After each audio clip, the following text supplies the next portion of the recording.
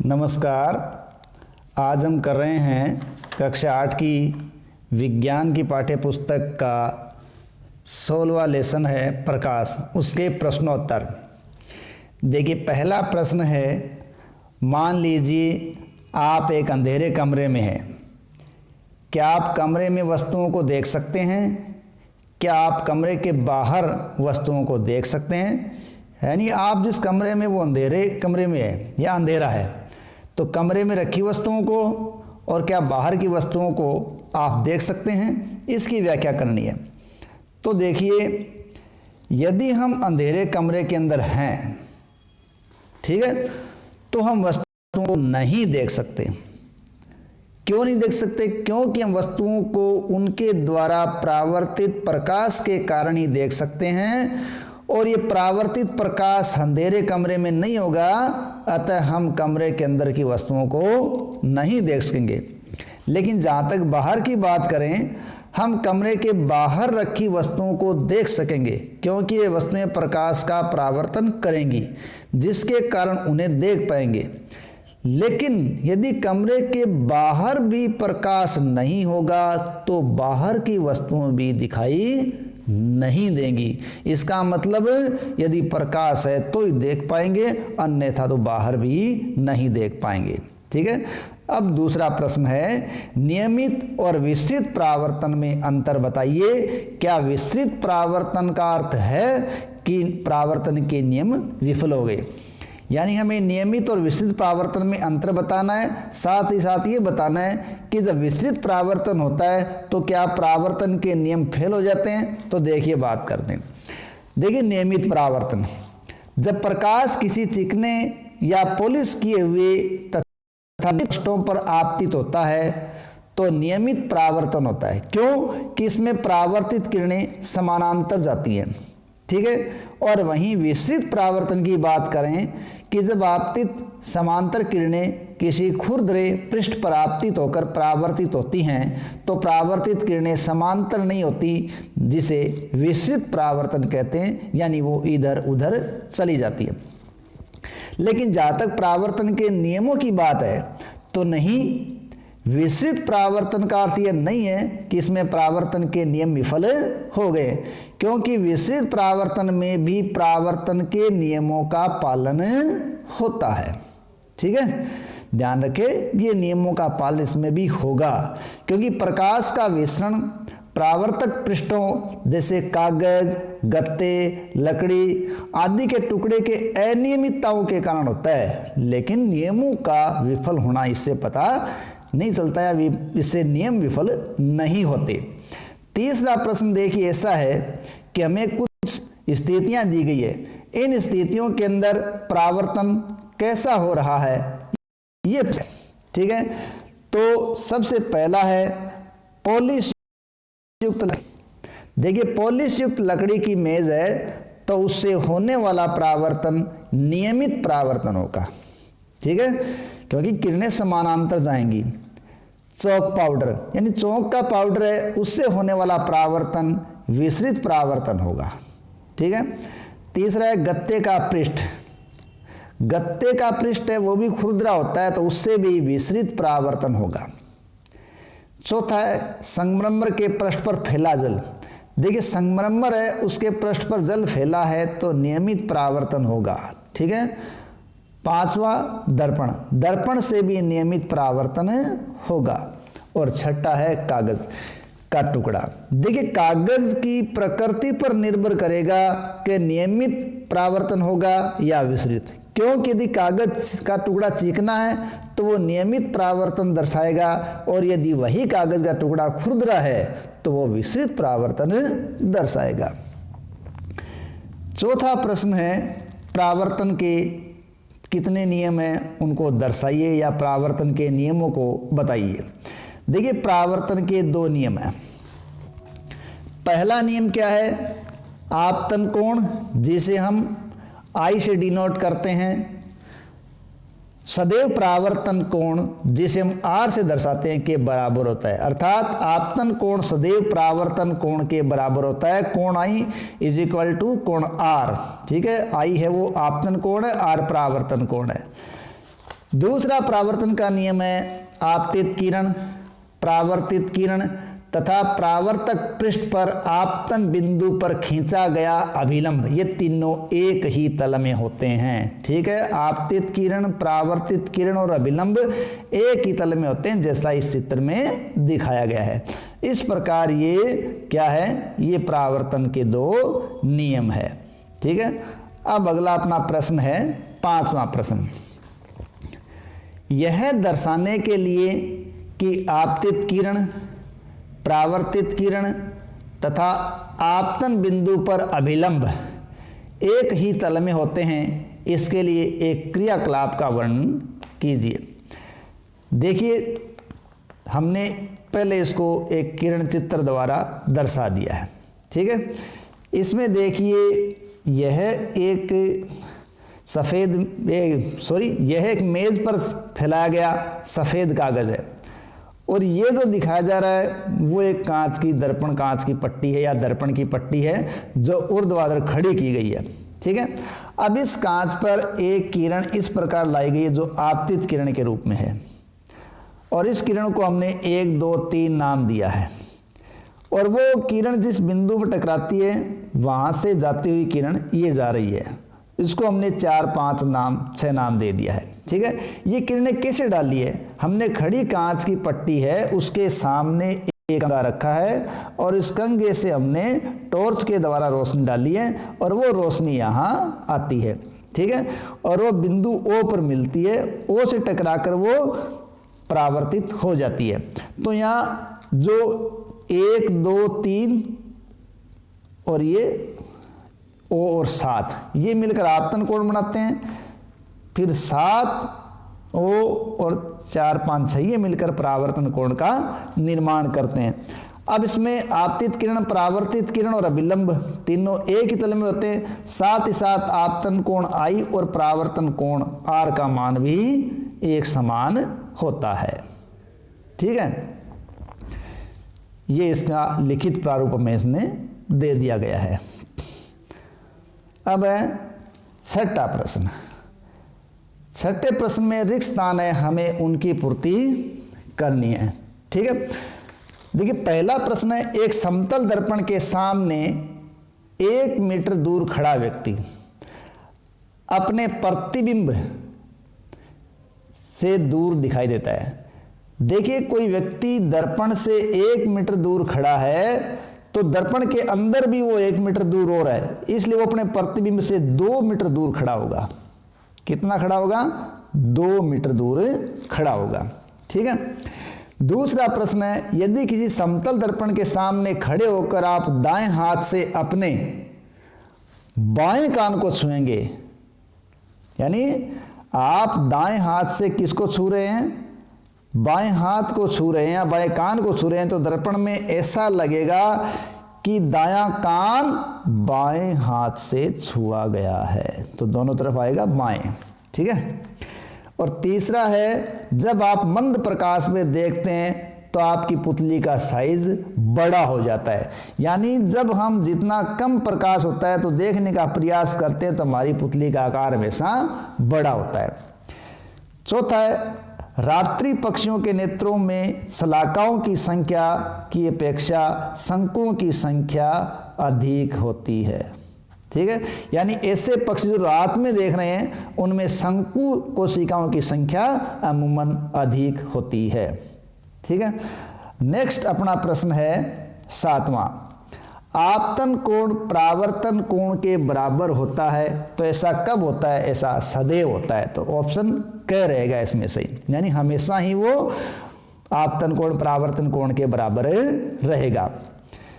8वां प्रश्न है, समतल दर्पण द्वारा बनाया गया प्रतिबिंब होता है। देखिए, समतल दर्पण द्वारा बनाया गया जो प्रतिबिंब है वो आभासी दर्पण के पीछे तथा बिंब के साइज के बराबर होगा, यानी यहाँ ऑप्शन ख सही होगा।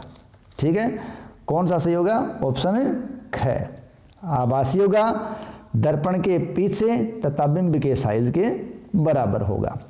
9वां प्रश्न है, केलाइडोस्कोप की रचना का वर्णन करो, यानी हमें इसका चित्र और इसकी रचना कैसी होती है वो बताना है।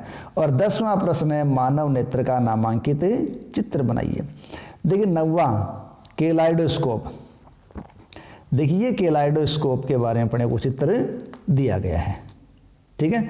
केलाइडोस्कोप में एक छिद्रयुक्त गत्ते की डिस्क होती है, पारदर्शी कांच की पट्टी होती है और घिसा हुआ कांच होता है। और दूसरे से हमने वृत्त के अंदर ये त्रिभुज दिखा रखा है, मतलब उसमें त्रिभुजाकार स्थिति के अंदर एक गोलाकार आकृति के अंदर कांच के टुकड़े रखे जाते हैं।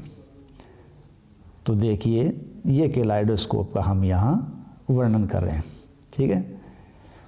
देखिए केलाइडोस्कोप एक खिलौना है जो दर्पणों से बहुलित परावर्तन के सिद्धांत पर आधारित है, ठीक है, बहुलित परावर्तन के सिद्धांत पर, और एक मनोरंजक युक्ति है।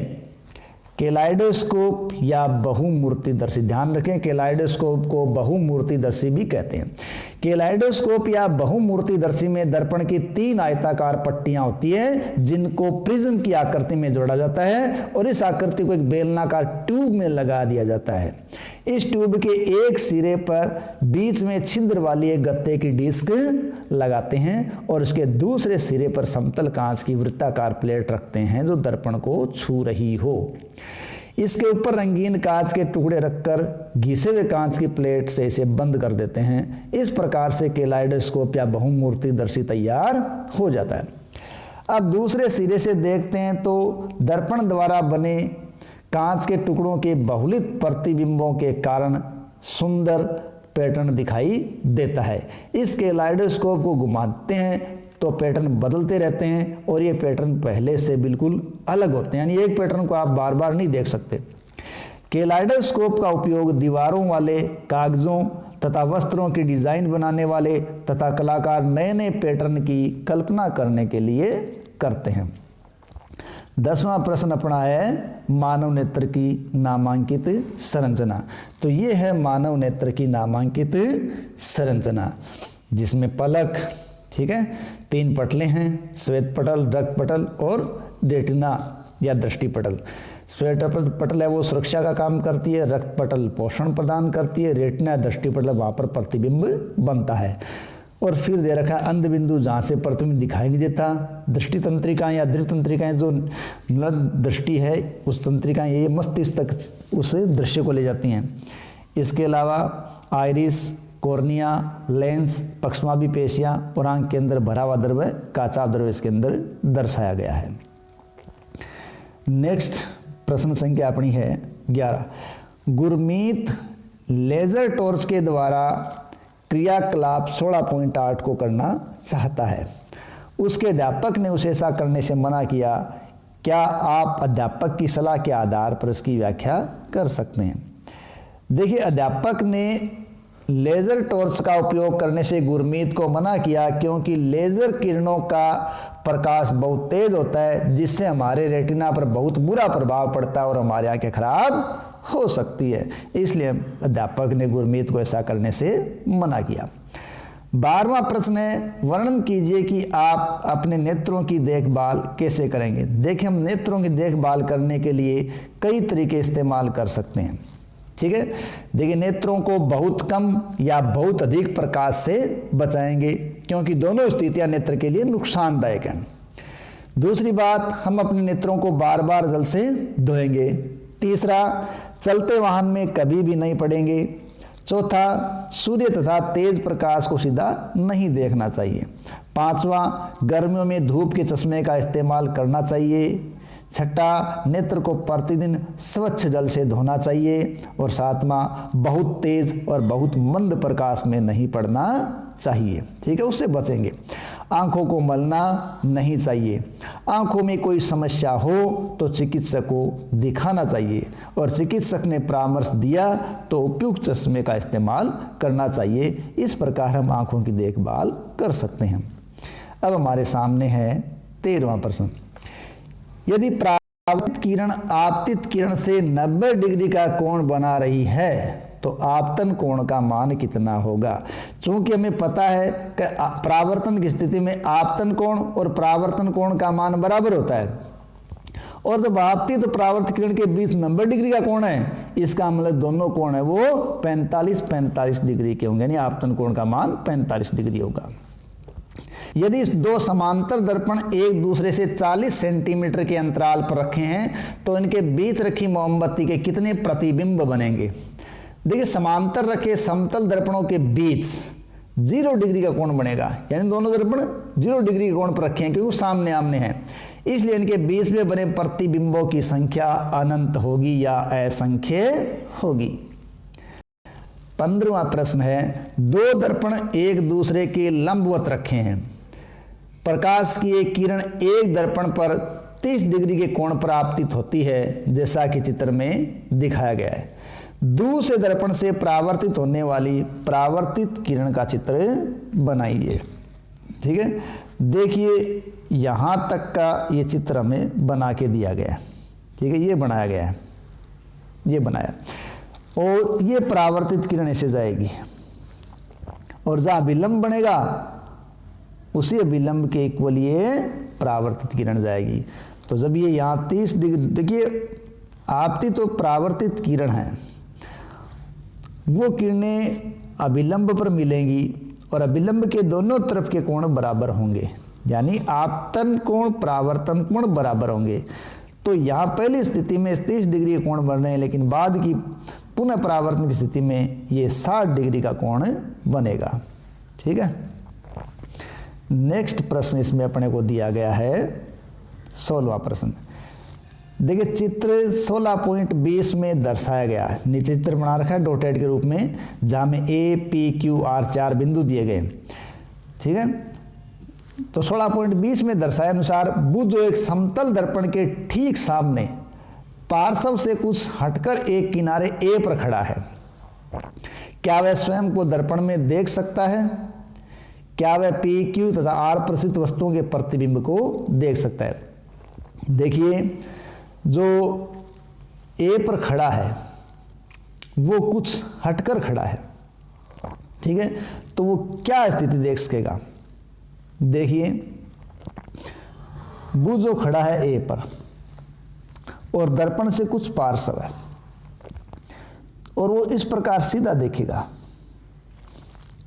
तो उसे P और Q के प्रतिबिंब तो नजर आ जाएंगे, लेकिन R पर स्थित प्रतिबिंब को वो नहीं देख पाएगा और ना ही वो स्वयं को इसमें देख पाएगा।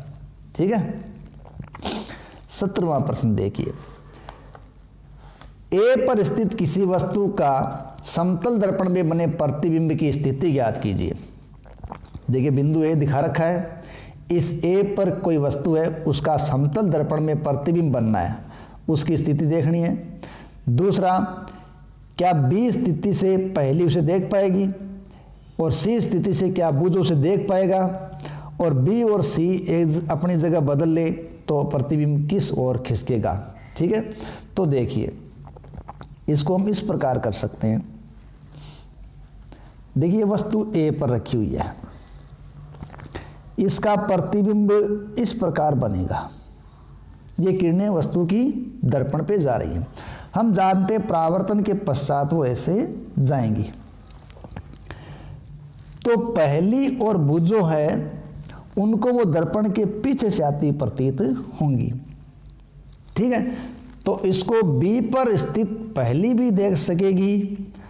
ठीक है, और C पर स्थित बुध भी इसको देख सकेगा, और जब C और B अपनी जगह बदल लेंगे तो प्रतिबिंब के खिसकने पर कोई फर्क नहीं पड़ेगा, वो अपने स्थान पर ही रहेगा। इस प्रकार ये अपने प्रकाश के प्रश्नोत्तर पूरे होते हैं। धन्यवाद।